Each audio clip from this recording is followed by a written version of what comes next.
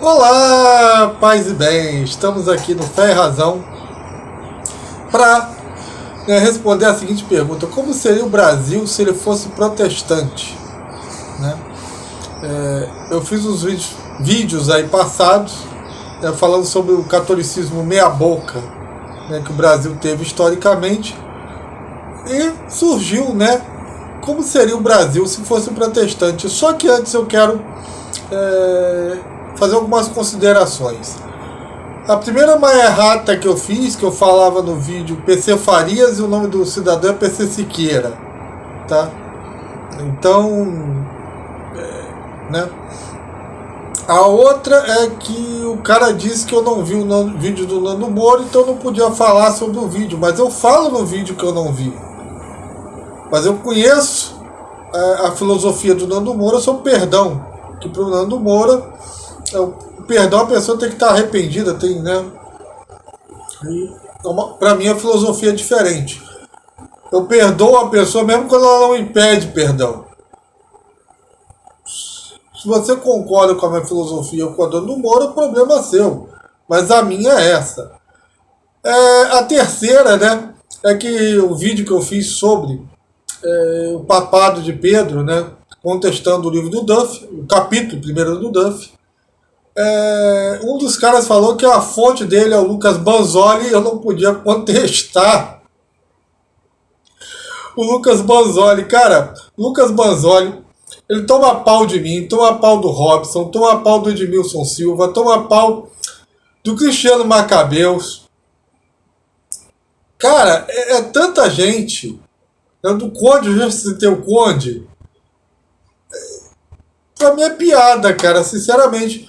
E o outro é porque o Duff é um historiador católico, eu não posso discordar dele. Como se não houvessem outros historiadores católicos, tá? E até protestantes refutando o próprio Duff, como foi o caso. E esse que vos fala. Eu sou um profundo pesquisador da história da Igreja Católica, escrevi 2 livros sobre isso. Eu discordo do Duff quando ele diz, por exemplo, que São Clemente ele não era líder da igreja no tempo que ele escreve, ele era um porta-voz da igreja. Olha, se você não é retardado ou desigrejado, tá? Eu fico perguntando se o Silas Malafaia, ou o Valdomiro Santiago, ou Edir Macedo, iam botar qualquer um para falar com o porta-voz da igreja deles. Só do cara ser porta-voz da igreja naquele momento já denota liderança para qualquer pessoa que tenha um mínimo de honestidade intelectual. Pedro diversas vezes foi porta-voz dos apóstolos. Então, se o Duff cometeu erros terríveis no livro dele, no primeiro capítulo dele, pelo amor de Deus. E o que eu fiz? Eu tirei fonte da minha cabeça, fui lá consultar o Lucas Banzoli. Não, eu simplesmente peguei os fatos históricos que é acessado por qualquer um. Se a pessoa tiver boa vontade, coloquei no vídeo e falei, a datação histórica não bate. Falar como alguns protestantes que dizem que o papado foi inventado a partir do século VI é estupidez. Dizer que a sucessão apostólica foi inventada por São Irineu de Lyon é estupidez. São Clemente já cita isso em 96, na carta dele. Então, dito isso, é aquela coisa, não adianta que o protestante ele não vai se convencer, ele vai pegar esse Duff e vai explorar até dizer chega. Não importa se você trouxer outros historiadores, muito mais confiáveis, muito mais sensatos no que escrevem, inclusive historiadores protestantes, mas que já foram citados nesse canal até, sobre o primado de Pedro, em outros vídeos. Então realmente é ridículo. Vamos lá aqui agora ao que vem. A primeira coisa que eu gosto de debater com protestantes, o Alessandro Lima colocou isso de um jeito muito legal, é que qualquer oportunidade de debate com o protestante é uma oportunidade de provar a sua contradição. O protestantismo é contraditório em si mesmo. Eles dizem que creem somente na Escritura como regra de fé, mas aceitam a suposta autoridade dos judeus de Jâmina para a definição do cânon da Escritura. Né? Ora, o cânon é um artigo de fé. Se uma autoridade, se é preciso de uma autoridade para defini-lo, então, por si só, já cai por terra a autoridade da Escritura. Exclusiva. Autoridade exclusiva da Escritura. Porque ela dependeu da autoridade judaica. Mesmo que eles não aceitem a autoridade católica. Mas vamos lá. Me chega esse que vos fala, o seguinte texto do Roger Scruton, que é o ídolo dos conservadores brasileiros, americanismo, vamos ser todos americanos, a China é malvada, os americanos são bons, são anjos iluminados. É uma boçalidade, é uma infantilidade política ridícula. Na política não existe santos ou demônios, todo mundo quer defender o seu. Se você defende os Estados Unidos em detrimento à China, você é um jumento. E a mesma coisa, pode-se dizer que quem defende somente a China... Não, o Brasil não tem que defender nada economicamente que não seja do interesse do Brasil. Mas o Roger Scruton botou assim, o erro do Brasil foi ter sido colonizado por portugueses. Deveria ter sido colonizado por ingleses. Sim, é aquela coisa, olha, tem gente que vai concordar com isso. Uma das vantagens de ser colonizado pelos ingleses é que você não precisaria fazer cursinho de inglês.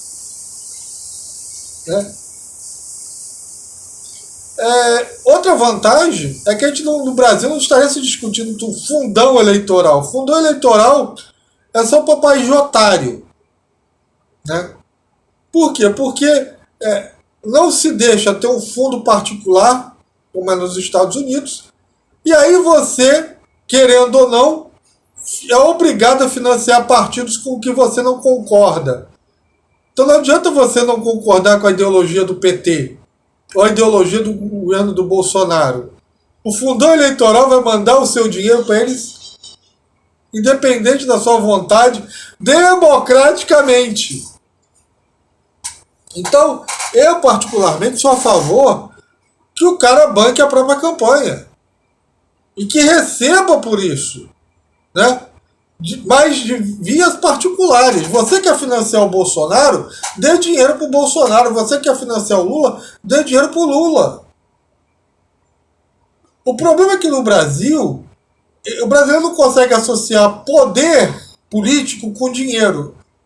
Algo que desde o Império Romano já é muito conhecido, menos aqui no Brasil. Então, eu me baseei aqui nos Estados Unidos, que é um país norte-americano, protestante, que deu certo, entre aspas. A primeira coisa que ia acontecer é que, os que viessem daqui seriam os protestantes fugindo da perseguição da Inquisição protestante. Que, obviamente, eles ignorariam e diriam que estavam sendo perseguidos pelos católicos, apesar de estarem em país protestante, como era o caso da Inglaterra.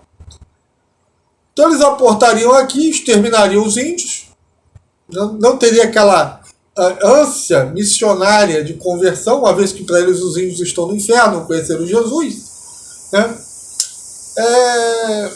Haveria uma guerra civil para a libertação dos escravos, o que prova que mesmo o catolicismo meia boca como no Brasil é 1 zilhão de vezes melhor que qualquer protestantismo que deu certo no mundo, como é o caso dos Estados Unidos. É claro que a gente teria maior opressão entre as mulheres e a minoria, porque foi do protestantismo, óbvio, isso é histórico, a repressão contra as mulheres. Enquanto na Igreja Católica ela achou ampla liberdade, com mulheres com com poderes de abadesa, donas de negócio, quando chega o protestantismo e a volta do paganismo, a idolatria de colocar o homem no lugar de Deus, então as mulheres, como todo regime opressor, que é o, né, elas são sempre as vítimas.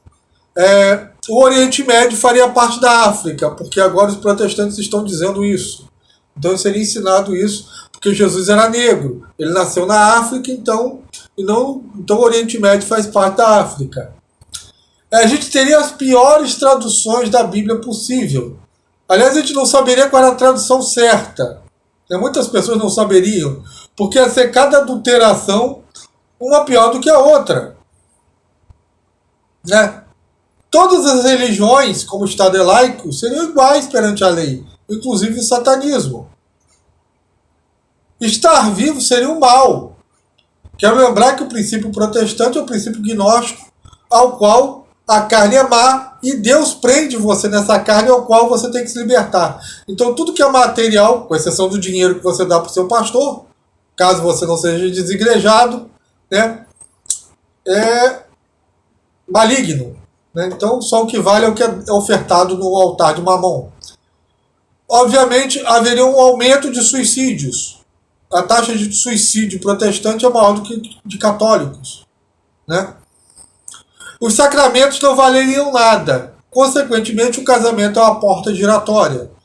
Eu não sei por que os Estados Unidos ainda não adotou a poligamia, uma vez que os mormons estão lá. Né? E teve aqui alguns, como o Ítalo Moreira.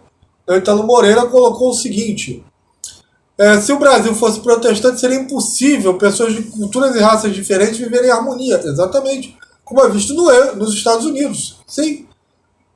Teria um número muito alto de ateus, porque o protestantismo te leva ao ateísmo. Né? Eu sempre, só voltando aqui no começo, eu acho interessante que o protestante ele questiona Pedro ter estado em Roma. Ele diz que Clemente falsificou isso. Né? São Clemente, que foi contemporâneo dos apóstolos.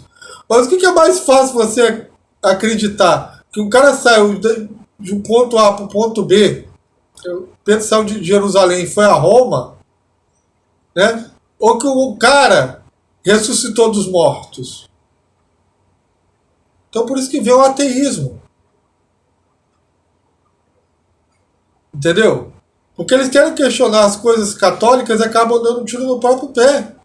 Porque se o cara chega para mim e falar, São Clemente falsificou, né, escrevendo uma carta para Tiago dizendo que Pedro morreu lá, falando sobre sucessão apostólica, essas coisas todas, nas barbas dos apóstolos, o que mais foi falsificado dentro desse cristianismo?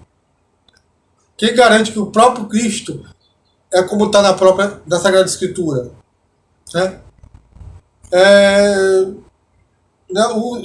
Os descendentes de índios seriam, né, não existiriam, né?